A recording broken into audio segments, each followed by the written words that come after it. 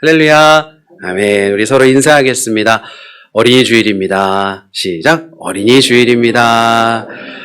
여러분 어떠십니까? 어린이 주일날 이렇게 앞에 아이들 나와서 막 이렇게 포스트잇도 붙이고 선물도 받고 축복 기도도 받는 모습 아름다우셨나요? 네. 전 조금 어수선했습니다. 네. 근데 당연하죠. 당연한 것 같아요. 어린이 주일하면 대부분 떠올리실 수 있는 이미지들이 우리 안에 있을 것 같습니다. 다년간 신앙생활을 해오시면서 당연하게 어린이 주일은 이런 모습들이 있지 않을까, 이런 교회의 풍경이 나타나지 않을까 생각을 하게 됩니다. 축하하는 어른들이 계실 거고요.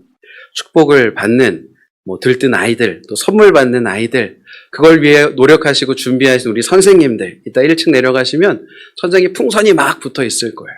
어제 우리 선생님들이 오셔서 또 풍선 그렇게 꾸미시고 준비하셨고, 정말 이런 축하의 분위기, 축복의 분위기가 어린이 주일에는 항상 펼쳐지고 그렇게 될 거라고 우리는 또 예상하고는 합니다. 교회 안에 당연하게 어린이 주일의 분위기가 그려진다라는 거죠. 아이들이 축복받고 아이들이 기뻐하는 것이 당연하다 느껴지는 이 어린이 주일. 오늘은 그 말씀을 통해서 어린이 주일에 왜라는 질문을 던지면서 말씀을 시작해 보려고 합니다. 왜 어린이들이 축복받아야 할까요? 왜 어린이들이 예수님의 환영을 받았을까요? 좀 더 원론적으로 사랑을 준다는 건 과연 무엇일지, 사랑을 하는 공동체라는 건 무엇일지, 사랑의 공동체인 교회는 과연 무엇일지, 근원적인 교회의 공동체부터 시작해서 왜 우리 아이들을 향해 사랑이 전달되어져야 하는가, 오늘 이 이야기를 함께 오늘 본문의 말씀을 통해 나눠보려고 합니다. 우리 함께 본문의 말씀 10장 13절의 말씀인데요. 함께 한 번만 더 읽어보겠습니다. 시작. 사람들이 예수께서 만져주심을 바라고 꾸짖거늘. 아멘, 아멘. 제자들이 꾸짖거늘. 본문이 기록되어졌던 당시에 이제 어떤 사회적인 문화적인 배경이라는 게 있잖아요. 이 당시에 문화적인 배경에 어떤 현상이 있었냐 하면 부모들이 랍비, 선생님이라고 불리는 사람에게 아이들을 데리고 가서 안수를 받는 문화가 이 당시에 있었다라고 합니다. 그러니까 이 당시에 랍비가 계시다, 랍비가 우리 동네에 찾아왔다 하면 그 동네에 있는 아이들이 다 부모님 손에 이끌려서 찾아오는 거예요. 그러면 랍비는 그 아이들을 당연하게 축복해주는 그런 문화가 있었다라는 거죠. 당시에 가장 유명했던 선생님이 바로 예수님이잖아요. 슈퍼스타, 슈퍼 랍비. 그 예수님이 딱 동네에 등장을 하셨으니 아마 온 동네에 있는 아이들이 부모님의 손에 이끌려서 찾아왔을 겁니다. 그런데 문제는 뭡니까? 제자들이 그 아이들을 가로막았다라는 겁니다. 제자들이 문화적 배경이 없었을까요? 아니, 왜 갑자기 예수님께 아이들을 데리고 와? 이런 게 아니라 제자들도 아마 알았을 겁니다. 선생님에겐 아이들을 데리고 가서 축복 기도를 받는다. 그럼에도 불구하고 제자들은요, 그 모든 이해가 있으면서도 그래도 안 돼. 당연하게 아이들이 예수님, 선생님 앞에 나아가서 축복 기도 받는 문화가 있지만 그래도 그럴 수 없어라는 생각으로 제자들이 아이들을 가로막고 있다라는 겁니다. 여러분, 제자들이 왜 그랬을까요? 분명히 무언가 이유가 있었겠죠. 제자들이 예수님을 사랑하는 사람들이었나요? 미워하는 사람들이었나요? 사랑하는 사람들이었습니다. 제자들은요, 예수님을 사랑했다라는 것은 분명한 사실입니다. 3년간 예수님과 함께 했습니다. 모든 것을 떠나서 자기의 이전의 삶의 자리를 떠나서 예수님과 함께 했던 3년간의 시간, 이건 사랑이 없다면 불가능한 일이겠죠. 자, 제자들은요, 예수님을 사랑했던 사람들입니다. 예수님을 향해 선한 마음을 품었던, 선한 의도를 품었던 사람들입니다. 그렇게 예수님을 사랑하는 마음으로 그들은 예수님을 보호하고 싶었습니다. 예수님의 에너지를 아끼고 싶었습니다. 예수님이 힘드시면 안 되니까, 예수님 피곤하시면 안 되니까, 예수님이 귀한 분이시기 때문에 그 귀한 분의 시간을 헛되이 쓰면 안 된다라는 생각에 그분 앞에 다가오는 아이들을 막아섭니다. 여러분, 모든 일에는요, 우선순위라는 게 있잖아요. 제자들에게도 우선순위가 있었을 겁니다. 그들에게 있어서 지금 1번은 누굽니까? 예수님이에요. 예수님. 그리고 그들의 사역에도 우선순위라는 게 있었다라는 게 말씀 속에 이제 밝혀지는 겁니다. 그들의 사역의 우선순위는 확실한 건 아이들은 아니었다라는 거죠. 아이들이 예수님에게 다가오는 것보다 더욱더 소중하고 중요한 무언가가 그들 안엔 존재했습니다. 선생님은 더 큰 일을 하셔야 돼. 더 중요한 사람들을 만나시고 더 아픈 사람들을 만나시고 더 귀한 가르침을 베푸셔야 돼. 아이들과 시간을 보내는 건 선생님에게 맞지 않은 일이다. 제자들이 합리적으로 판단하고 행동했습니다. 다시 한번 생각해 보면 제자들의 의도에 악한 의도가 있었을까요? 아닙니다. 제자들도요, 선한 의도와 나름의 가치와 판단을 가지고 지금 이 예수님 앞에 다가온 아이들을 가로막고 있다라는 겁니다. 선한 마음, 선한 의도, 합리적인 판단, 책임감에서 나온 이 행동. 그런데 그 모든 선한 의도가 예수님의 마음과는 정반대 방향이 있었다라는 것을 우리들은 발견하게 됩니다. 이 말은 뭐냐면요. 의도가 선해도 예수님의 뜻과는 다를 수 있다라는 거예요. 내 사고 속에서 선한 의도와 뜻을 품었어도 그것이 곧 예수님의 뜻이 아닐 수 있다라는 사실. 여러분, 이 사실이 우리들에게 기억되어야만 합니다. 내가 틀릴 수도 있다라는 거예요. 내가 큰 마음과 뜻을 품고 한 행동이 잘못되었을 수 있다라는 사실을, 우리가 그 길을 잃을 수 있다라는 사실을 인정해야 할 줄로 믿습니다. 선한 의도가 어디에서 길을 잃었느냐 살펴보면요. 선한 의도는 사랑을 잃을 때 변질되기 시작합니다. 따라해 볼까요? 선한 의도가 사랑을 잃을 때 변질되기 시작한다. 선한 의도를 품었지만 사랑을 잃어버리면 효율의 언어로 사랑의 언어를 밀어냅니다. 아니, 이 시간에 그 일을 한다고 차라리 이거 하는 게 나을 것 같은데 그거 너무 시간이 아까운데 효율적으로 생각하게 되어지는 순간 사랑이 빠져버리고 효율의 언어로 일하기 시작하는 순간 누군가는 밀려나게 되어버립니다. 더 가치 있다라고 여겨지는 우선순위에 따라 행동하게 되어지기 때문에 누군가는 밀려납니다. 보통 누가 밀려납니까? 약한 자들이 밀려나죠. 보통 작은 자들이 밀려나고요. 목소리를 내지 못하는 자들이 밀려납니다. 그래서 말씀 속에 누가 밀려났습니까? 아이들이 밀려나는 거예요. 여러분, 우리 교회 안에서도 우리 안에 정말 선한 의도를 품고 우리 모두가 다 합리적인 판단을 하고 좋은 마음으로 일을 해 나갑니다. 우리 중에 그 누구도요, 나쁜 뜻을 품고 이거 다 망가뜨려야지 이렇게 하지 않으신다라는 거예요. 우린 모두 다 선한 의도와 뜻, 나름의 판단을 마치고 이렇게 하면 되겠는데 뜻을 품습니다. 그러나 그 모습이 곧 하나님의 뜻과는 다를 수 있다라는 사실을 인정해야 할 줄로 믿습니다. 여러분, 이걸 인정해야 돼요. 왜냐하면 이걸 인정하는 것이 말씀 앞에 세워지는 출발점이기 때문에 그렇습니다.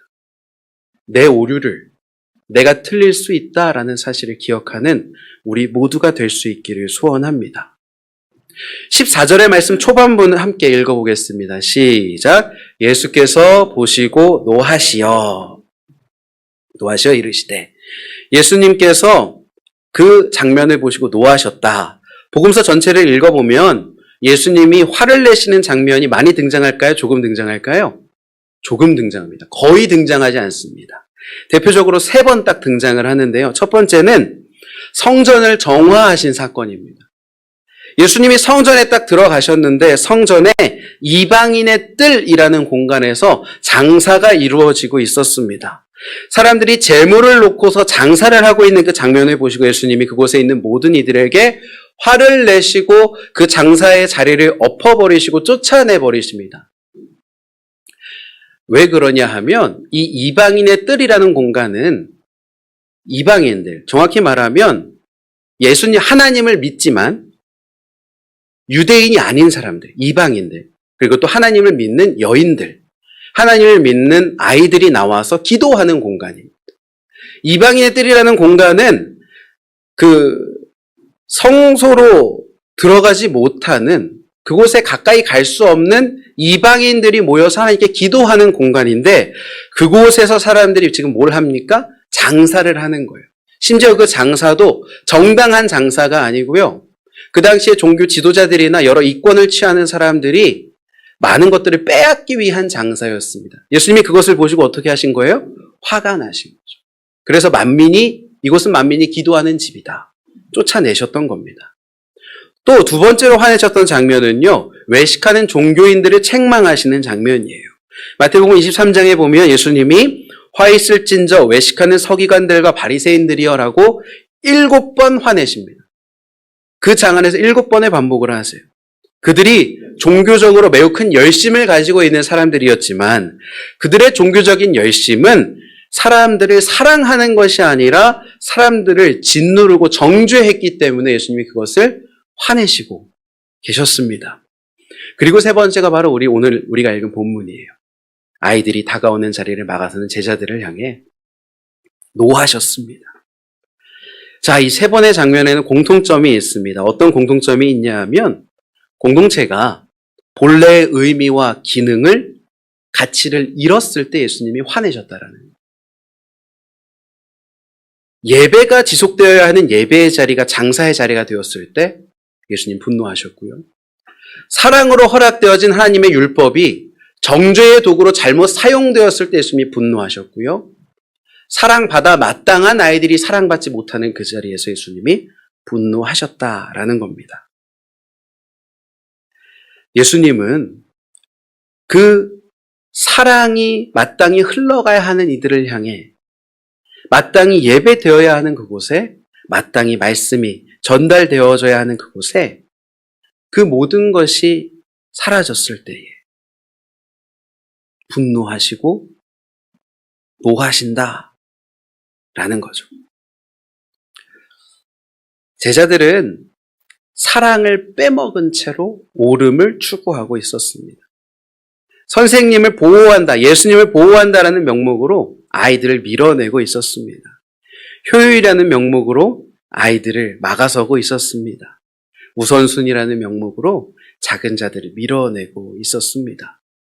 그래서 예수님이 화를 내신 거죠.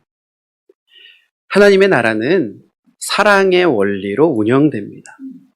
사랑에 빠진 옳음, 사랑에 빠진 효율, 사랑에 빠진 분별은 하나님 나라의 질서가 아닙니다.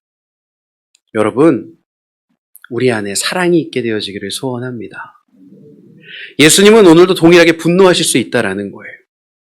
우리 교회가 효율과 분별과 옳음의 이름으로 정작 사랑을 잃어버린다면, 우리의 공동체가 합리적이라는 이름으로 작은 자들을 밀어낸다면, 내가 선한 의도라는 명목으로 사랑을 흘려보내지 못한다면 예수님은 우리에게 분노하신다라는 겁니다. 오늘 이 말씀이 우리들을 향한 주님의 말씀임을 기억하며 우리 안에 과연 사랑이 존재하는가? 내가 정말 사랑으로 이 신앙의 삶을 살아가고 있는가 점검할 수 있는 우리 모두가 될 수 있기를 소망합니다. 예수님은 이 분노하심을 통해 중요한 진리를 가르치십니다. 그것은 바로 하나님의 나라가 사랑으로 운영된다라는 겁니다. 사랑이란 무엇일까? 사랑이 우리의 신앙과 어떻게 관계되어질까? 요한일서 4장 8절 말씀 우리가 함께 읽어보겠습니다. 시작! 사랑하지 아니하는 자는 하나님을 알지 못하나니 이는 하나님은 사랑이심이라. 아멘. 하나님이 무엇이라고 말씀이 기록합니까? 사랑이십니다. 사랑. 하나님이 사랑이시다. 사랑을 떠나서는 하나님을 알 길이 없고요. 하나님을 떠나서는 사랑을 정의할 길이 없습니다. 이건 성경이 한결같이 하는 말입니다. 사랑은 신앙의 부속품이 아니고요. 사랑은 신앙의 본질인 줄로 믿습니다. 사랑은 신앙의 여러 덕목 중에 하나가 아니고요. 모든 신앙의 덕목이 바로 설 수 있게 하는 가장 근본적인 뿌리가 되는 줄로 믿습니다. 올바른 신학도 사랑이 없으면 사람을 짓누르게 되어집니다. 열심히 하는 봉사도요, 사랑이 없으면 자기 의가 되는 거예요. 내가 열심히 봉사하는데 사랑이 없으면 어떤 마음이 드는 줄 아세요? 난 이렇게 열심히 했는데 왜 저 사람을 저렇게 열심히 하지 않지? 나는 이만큼 열심히 했어. 자랑하고 싶어지고요. 그러지 못한 이들에게 손가락질하고 싶어집니다. 사랑이 없으면.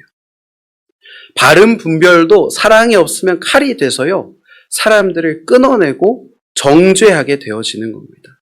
선한 의도도 사랑이 없으면 제자들과 같이 되는 것처럼 옳은 마음으로 시작했지만 사랑이 빠지면 그 의도가 모두 망가지게 된다라는 겁니다. 하나님이 사랑이시기 때문에. 하나님이 사랑이시기 때문에. 이 사랑이 없으면 길을 잃을 수밖에 없는 겁니다. 하나님이 사랑이시기 때문에. 우리 가운데 사랑이신 하나님이 함께 하시는 줄로 믿습니다. 이곳에 있는 우리 모두가 사랑이신 하나님과 함께 하는 줄로 믿습니다.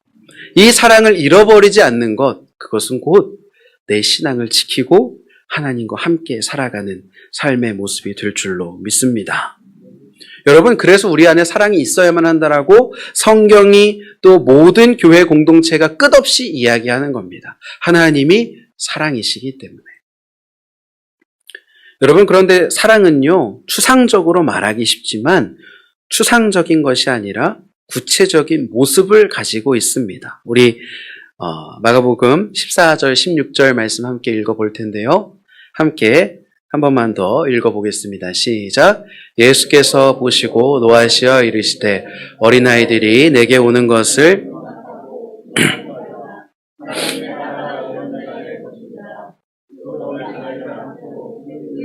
은수하시고 축복하시니라. 아멘. 예수님은 사랑을 행동으로, 삶으로, 모습으로 분명히 보여주고 계십니다. 용납하고 금지하지 말라. 이 말은 막고 있던 제자들을 밀어내신 거예요. 막힌 길을 여셨습니다. 하나님의 나라가 이런 자의 것이니라. 작은 자들을 중심으로 데리고 오시고 끌어오셨습니다.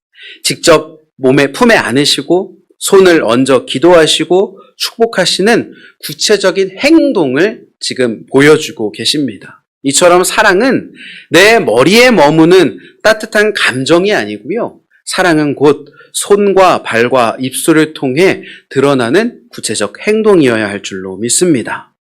여러분, 우리가 사랑하는 연인 관계 속에도 부부 관계 속에 말이 엄청 아름답고 따뜻한 분이 계신데 그분이 만약에 말만 하고 행동을 하지 않는다 그러면 어떤 마음이 드시겠습니까?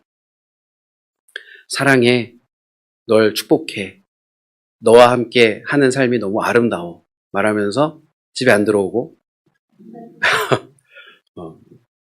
저는 이제 아이를 키우는 입장이다 보니까 예를 들면 우리 아이들 정말 사랑스럽지 않아? 그러고 독박 육아. 네.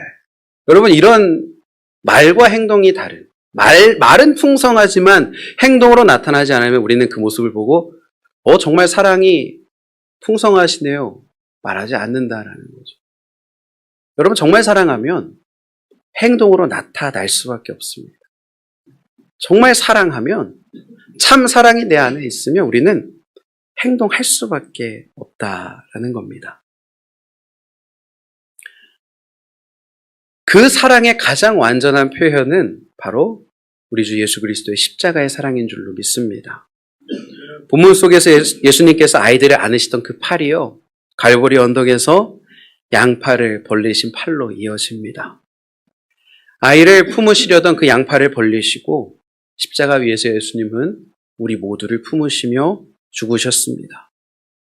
그리고 그 벌어진 팔이, 품에 안으시는 그 팔이 무덤에서 멈추시는 것이 아니라 부활하신 이후에 오늘날 우리를 품는 사랑의 팔이 된 줄로 믿습니다. 이처럼 우리가 자격이 있어서 예수님 품에 안기는 것이 아닙니다. 내가 갖추어지고 내가 준비가 되어지고 내가 자격이 만들어져서 예수님께서 우리를 품으시는 것이 아닙니다. 마치 본문 속에 있는 어린아이처럼 빈손으로 자격 없이 그저 주님 안에 받아들여진 줄로 믿습니다. 여러분, 사랑을 받은 이가 사랑을 할 줄 안다라고 이야기합니다. 사랑을 받아본 사람이 사랑을 할 수 있다라는 거죠. 사랑을 받은 사람은 받은 사랑을 통해 사랑을 배웁니다. 아, 사랑이라는 게 이런 거구나. 이렇게 하는 게 사랑이구나. 그래서 내가 받은 사랑의 모습을 닮아서 사랑하게 됩니다. 다른 누군가를 그 모습 그대로 사랑하게 됩니다. 우리 모두는 그 무엇보다 큰 사랑을 받은 이들인 줄로 믿습니다.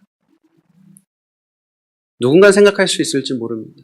저는 그렇게 아름답고 멋진 사랑을 받아본 적이 없습니다. 저는 그래서 어떻게 사랑해야 하는지, 어떻게 사랑을 전달해야 하는지 그 방법을 잘 모릅니다. 여러분, 그런데 우리가 받은 사랑은 교회 공동체 안에서의 사랑도 있겠지만 가장 근본적으로 예수 그리스도의 사랑을 받은 줄로 믿습니다. 주님께서 우리를 어떻게 사랑하셨습니까? 그 모습 그대로를 받아주셨어요. 내 모습 그대로를 사랑으로 품어주셨습니다. 내 자격 없음을 아시면서도 우리를 사랑하시고 나를 위해 자신의 모든 것을 내어주셨습니다. 우리가 그 사랑을 받았다면 이제는 예수 그리스도의 사랑을 배울 수 있기를 소원합니다. 내가 받은 사랑을 내가 배움으로 그 사랑을 나타낼 수 있게 되어지기를 소원합니다.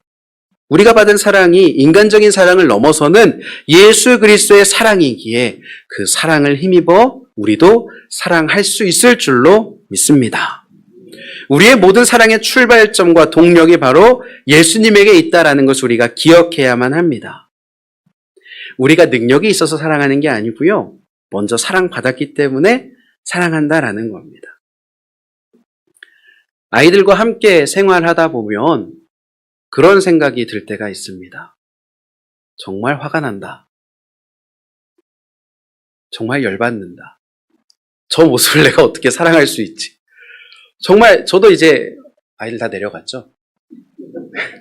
저희 아이들이랑 있다 보면 가끔 저도 모르게 그 표정이 나올 때가 있습니다. 말은 참아 못하는데 이러면서 이 표정이 착 마음속으로 주여 주여. 이 말은 뭐냐면 제 아이들도 그 모습 그대로 온전히 사랑할 수 없다라는 거죠. 우리의 사랑엔 한계가 있다는 겁니다. 여러분, 내 사랑은요 한계가 있습니다.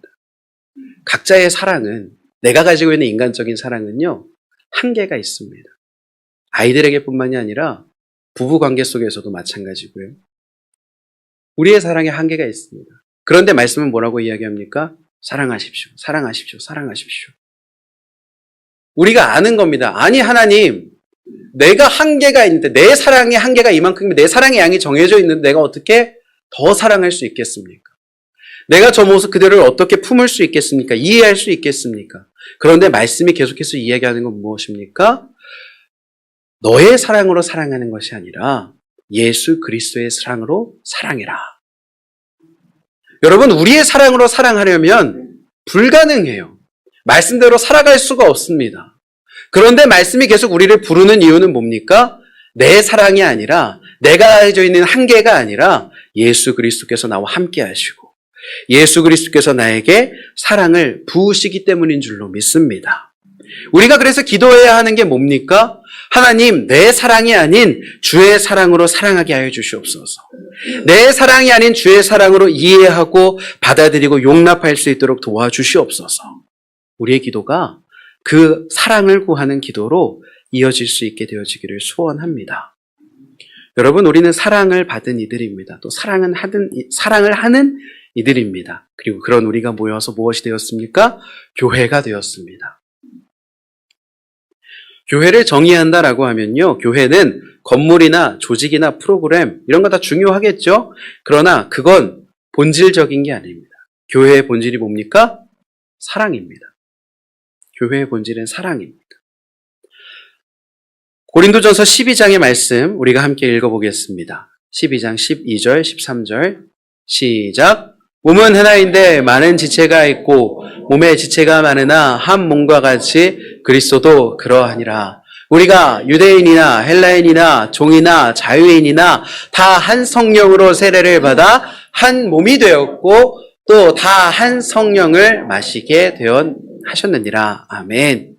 유대인이나 헬라인이나 전혀 다른 존재들입니다. 종이나 자유인이나 신분이 달라요. 그런데 그 모두가 한 성령으로 세례를 받아 무엇이 되었다 말합니까? 하나의 몸이 되었다 말씀이 말하고 있습니다. 말씀이 이야기하는 겁니다. 교회는 한 몸이 되어가는 과정이 아니라요. 이미 한 몸이라는 거예요. 교회는 이미 한 몸입니다. 물론 삐그덕거릴 수 있겠죠. 교회의 지체가 삐그덕거리고 잘 맞지 않을 수 있습니다. 그럼에도 불구하고 교회는 하나의 몸인 줄로 믿습니다. 그리스도 예수 안에서 성령의 능력으로 말미암아 우리는 이미 한 몸이라는 겁니다. 옆에 계신 분과 이렇게 이야기하겠습니다. 안녕하세요. 저는 눈입니다. 우리는 한 몸, 죄송해요. 여기서 터질 줄 알았거든요. 지워야겠어요. 이렇게 인사하겠습니다. 우리는 한 몸입니다. 시작. 우리는 한 몸입니다. 여러분, 우리는 한 몸입니다. 한 몸이에요. 우리가 단순히 같은 시간 예배드리는 공동체가 아니고요. 그것을 넘어서 하나의 몸이라는 겁니다. 한 몸이요. 존재할 때 손이 발을 사랑하기로 결심해야 발에게 도움이 되는 게 아닙니다. 손은 발을 위해 자연스럽게 움직이죠. 머리는 몸 전체를 위해 자연스럽게 일합니다. 이처럼 교회에 움직이는 원리는 사랑인데 그 사랑은 선택이 아니라 본성이라는 거예요. 자연스럽게 우리 교회가 움직이는 원리가 사랑으로 채워져 있다라는 겁니다. 여러분, 우리들이 서로를 사랑하고 서로가 서로를 위하고 서로가 서로를 생각하고 서로가 서로를 위하여서 기도하는 것은요. 몸된 교회가 지닌 본성이고 우리의 움직이는 원리입니다. 만약에 교회가 건강하지 않으면 그 사랑의 원리가 망가지고 사랑이 말라가는 거예요. 그러나 교회가 건강하다면 그곳엔 무엇이 풍성하다는 겁니까? 사랑이 풍성하다라는 겁니다. 우리 일산예강교회 가운데 한 몸인 우리 가운데 사랑이 풍성한 줄로 믿습니다. 그 사랑의 풍성함으로 우리 교회가 건강한 줄로 믿습니다. 여러분, 교회 안에 사랑이요.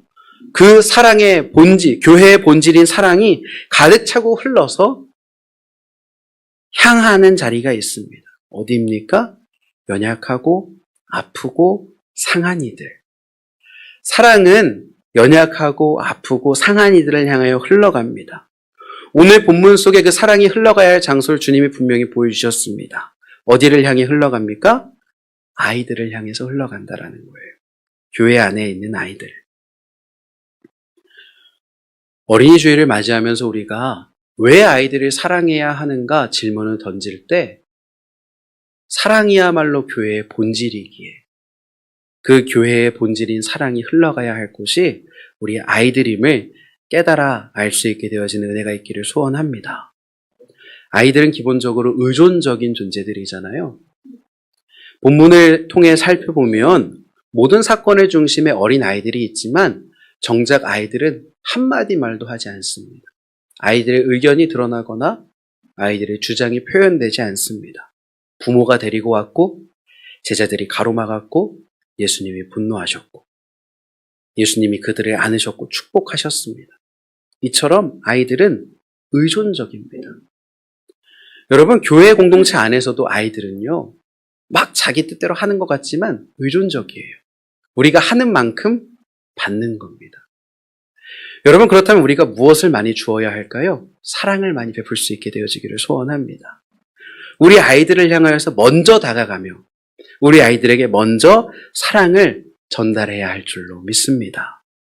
우리가 교회 안에서 우리 교회 학교 아이들이 이렇게 많이 표현합니다. 너는 교회의 미래야. 너는 우리 교회의 씨앗이야. 네가 자라나서 놀라운 믿음의 세대가 될 거야.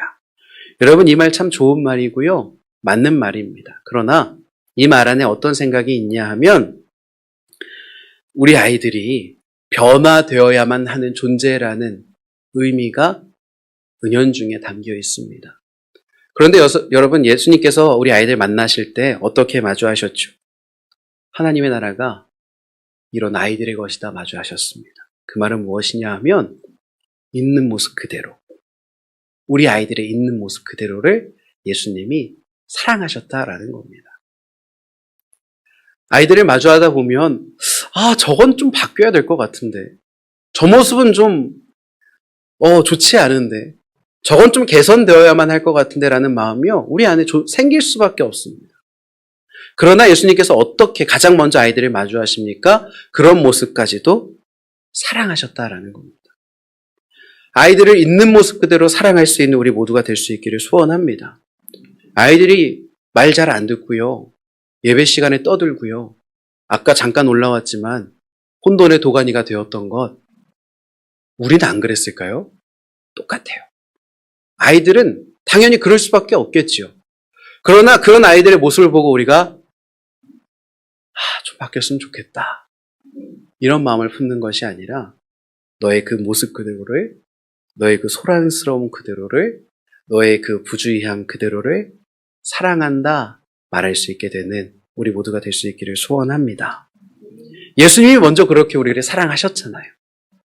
예수님이 먼저 그렇게 연약하고 부족한 우리의 모습 그대로를 사랑하셨기에 그분의 사랑을 닮아 연약하고 부족한 모습까지도 우리가 사랑할 수 있게 되어지기를 소원합니다.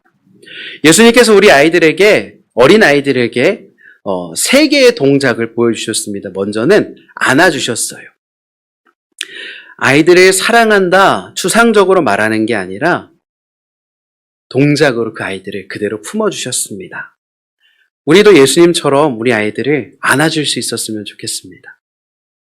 실제로 품에 안아주셔도 좋을 것 같고요, 말로써, 표현으로서 안아주셔도 좋을 것 같아요. 아이들을 마주하실 때 따뜻한 눈빛으로 바라보시면서 왔구나, 환영해 주는 것, 별거 아닌 것 같잖아요. 우리 아이들에게 그렇게 따뜻한 인사 한마디 건네시는 게 별것 아닌 것 같지만 아이들에게 너무도 큰 사랑의 표현이고요, 경험입니다. 우리 모두가 그렇게 아이들을 향해 안아줌을 표현할 수 있게 되어지기를 소원합니다. 또한 특별히 이거 제가 부탁드리고 싶은 건데, 예수님께서 아이들에게 안수기도 하셨던 것처럼 아이들을 위해서 좀 기도해 주셨으면 좋겠습니다. 여러분, 기도할 때 한번 그냥 생각해 보세요. 누구 기도 많이 하세요? 1번은 내 기도일 거고요, 2번은 가족 기도, 그렇죠? 조금 멀리 나가면 나랑 관계 있는 어떤 사람들, 우리의 기도의 범위가 보통 그렇게 펼쳐져 나갑니다. 그 말은 뭐냐 하면 내가 기도하는 사람이 곧 내 사랑의 범위라는 겁니다. 여러분들이 기도하시는 만큼이 지금 내가 하고 있는 사랑의 범위예요. 부탁드리기는 이제 그 기도 안에 우리 아이들이 들어올 수 있었으면 좋겠습니다. 그 사랑의 범위 안에 우리 아이들의 이름을 떠올리시고 얼굴을 떠올리시면서 기도해 주시기를 부탁드립니다. 우리는 기도의 능력을 믿는 사람들입니다. 위에서 기도할게요 라는 한마디의 말이 의미 없는 인사말이 아니라 그의 인생을 바꿀 힘을 지닌 표현이고 응원임을 믿는 이들인 줄로 믿습니다. 부탁드립니다. 우리 아이들을 위해서 기도해 주십시오. 우리 아이들이 정말 그 기도를 통해 정말 삶의 자리에서 하나님을 경험하고 하나님을 만나고 하나님과 함께 살아갈 수 있기를, 함께 기도하는 우리 모두가 될 수 있기를 소원합니다. 그리고 우리 아이들을 위해서 좀 축복해 주셨으면 좋겠습니다. 예수님께서 축복하셨던 것처럼 너는 사랑받는 사람이야, 주님이 너를 기뻐하셔. 오늘 우리 아이들에게 포스트잇 붙여주셨잖아요. 그 안에 써있는 표현들을 보셨는지 모르겠어요. 정말 풍성한 축복의 언어들이 담겨져 있더라고요. 아이들을 향한 축복의 마음으로 축복을 표현해 주시기를 부탁드립니다. 너는 사랑받는 사람이야. 너는 주님이 기뻐하시는 자녀야. 별것 아닌 것 같지만 그 말 한마디가요, 내가 사랑받는 사람이구나라는 감각으로 새겨지고 우리 아이들은 그 감각 위에서 평생을 살아가게 될 줄로 믿습니다. 사랑하는 성도 여러분, 부모만이 아이들을 양육하는 것이 아니라, 교사만이 아이들을 교육하는 것이 아니라 한 몸 된 우리 교회가 아이들을 사랑해야 할 줄로 믿습니다. 자녀를 다 키우신 어른 성도님들께서는 영적인 부모 혹은 조부모로 아이들에게 서주십시오. 우리 사랑하는 아이들을 향해 청년 세대 분들은 영적인 형으로, 영적인 누나로, 영적인 오빠 언니로, 이모 삼촌으로 계셔주셨으면 좋겠습니다. 그렇게 모든 성도가 기도와 관심으로 우리 아이들을 사랑해 주시기를 부탁을 드립니다. 우리가 먼저 사랑받았기에 그 사랑이 흘러넘치는 자연스러운 모습으로 사랑이 흘러갈 수 있게 되어지기를 부탁을 드리겠습니다. 말씀을 마무리해 보려고 합니다. 선한 의도만으로는 부족하다라는 것에서 말씀을 시작했습니다.